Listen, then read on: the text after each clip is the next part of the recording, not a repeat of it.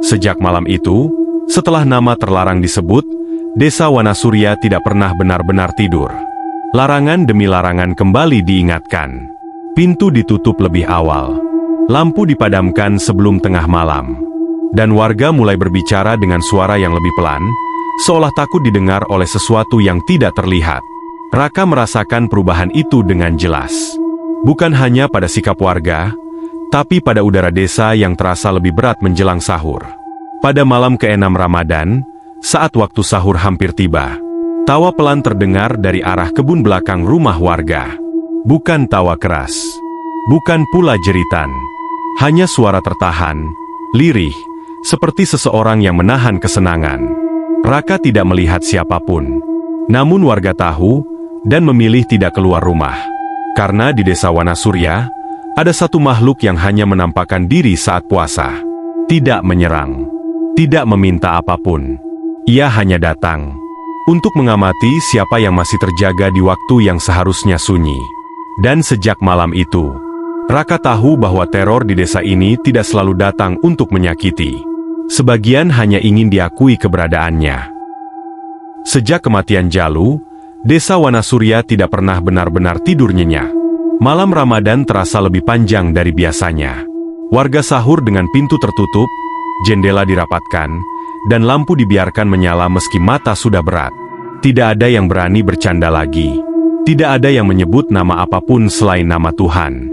Namun justru pada malam-malam paling sunyi itulah, suara itu mulai terdengar. Bukan tangisan, bukan jeritan. Tertawa, pelan, tipis. Hampir seperti angin yang tersangkut di tenggorokan. Raka pertama kali mendengarnya di malam ke-6 Ramadan, beberapa menit sebelum waktu sahur. Ia terbangun bukan karena lapar, tapi karena perasaan seperti sedang diperhatikan. Jam dinding menunjukkan pukul 3:05. Saat itu, suara tawa kecil terdengar dari arah kebun belakang rumahnya. Bukan tawa bahagia, bukan pula tawa mengejek.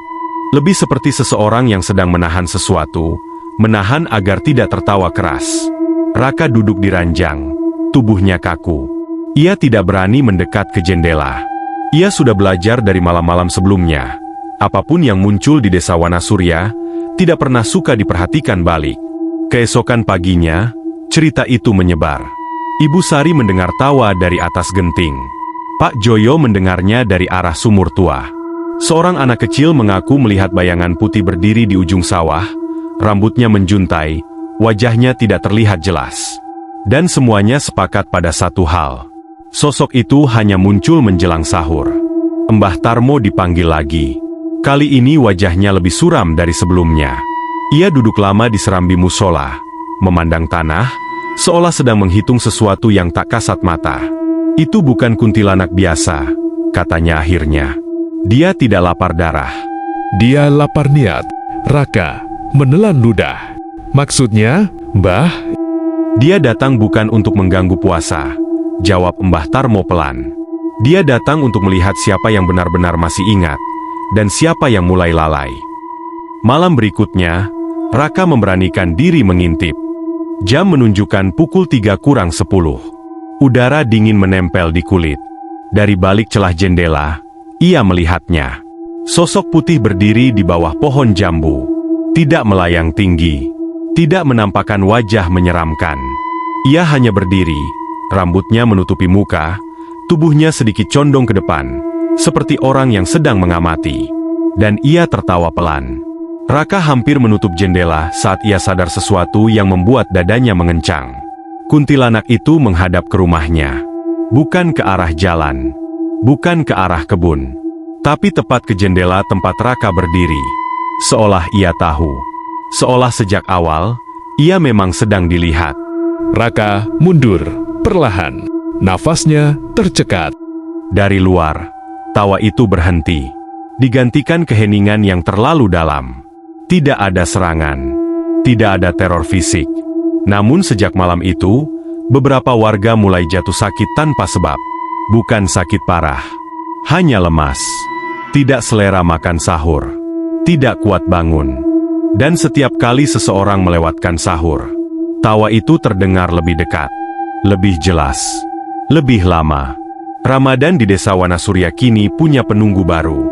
Bukan untuk mencelakai, bukan untuk menakuti, tapi untuk mengawasi. Dan siapapun yang lengah akan mulai diperhatikan lebih lama dari yang seharusnya. Sejak malam ketika Raka menyadari bahwa sosok itu menghadap langsung ke jendelanya, desa Wanasurya berubah semakin sunyi. Bukan sunyi karena takut, melainkan sunyi karena semua orang memilih diam. Warga tetap berpuasa, tetap sahur, tetap tarawih. Namun kini, semua dilakukan dengan rasa diawasi. Di rumah Pak Joyo, lampu dapur tak pernah dimatikan lagi menjelang sahur. Di rumah Bu Sari, pintu belakang diberi palang tambahan. Tidak ada yang berani menegur atau menantang. Karena semakin seseorang berusaha melawan, semakin jelas tanda-tandanya muncul. Kuntilanak itu tidak masuk rumah. Ia hanya berdiri di luar. Namun kehadirannya terasa sampai ke dalam dada. Malam ke-6 Ramadan, suara tawa itu terdengar lagi. Kali ini tidak dari kebun, bukan dari sumur, bukan dari pohon jambu, tapi dari atap rumah. Raka terbangun dengan keringat dingin. Langit-langit kamarnya bergetar pelan, seperti ada sesuatu yang berdiri tepat di atasnya. Tawa itu turun menembus genteng, tipis namun jelas. Raka menahan napas. Ia sadar satu hal yang membuat jantungnya nyaris berhenti berdetak. Tawa itu tepat di atas kamarnya. Beberapa menit berlalu. Tidak ada suara langkah pergi. Tidak ada angin. Tidak ada gerakan lain. Sosok itu seolah berdiri diam. Menunggu. Menunggu apa? Raka tidak tahu. Ketika adzan sahur berkumandang dari musola, suara tawa itu menghilang begitu saja. Seperti tidak pernah ada. Pagi harinya, Pak Lurah akhirnya bicara. Ia mengumpulkan warga di halaman musola, wajahnya pucat, suaranya bergetar meski berusaha terdengar tegas. Kuntilanak itu bukan datang untuk membunuh, katanya. Dia datang untuk menghitung. Menghitung apa? Tanya seseorang dengan suara parau. Menghitung siapa yang masih menjaga puasanya, jawab Pak Lurah pelan. Bukan cuma menahan lapar, tapi menahan niat buruk. Dendam, amarah, kesombongan. Nama Jalu kembali disebut. Semua kepala tertunduk. Sejak malam kematiannya, beberapa warga mulai jujur mengakui hal-hal kecil yang selama ini mereka abaikan. Sahur yang ditinggalkan, niat puasa yang setengah hati, doa yang diucap tanpa makna. Dan setiap pengakuan itu, tawa kuntilanak terdengar semakin jarang. Namun pada malam Ramadan itu, satu rumah kembali disambangi. Rumah kosong milik Jalu. Lampu rumah itu tiba-tiba menyala sendiri. Warga yang melihat dari kejauhan bersumpah melihat sosok putih duduk di teras. Rambutnya menjuntai, kaki menggantung tanpa menyentuh tanah. Ia tidak tertawa. Ia hanya menatap jalan desa. Sejak malam itu, kuntilanak tersebut tidak pernah muncul lagi di sekitar rumah warga. Tapi setiap menjelang sahur, jika ada seseorang yang bangun dengan niat yang tidak bersih, suara tawa itu masih terdengar. Bukan di luar, melainkan di dalam dada mereka sendiri. Dan desa Wanasurya pun mengerti satu hal yang tidak pernah tertulis dalam aturan manapun. Di bulan Ramadan, tidak semua makhluk datang untuk mengganggu. Sebagian hanya datang untuk mengingatkan. Dengan cara yang tidak akan pernah dilupakan. Sejak malam itu, warga desa Wanasurya mulai menghitung hari. Bukan menunggu lebaran, melainkan menunggu sesuatu yang diyakini akan datang setelahnya. Raka belum tahu apa yang sebenarnya dijaga desa ini selama Ramadan. Tapi ia mulai sadar.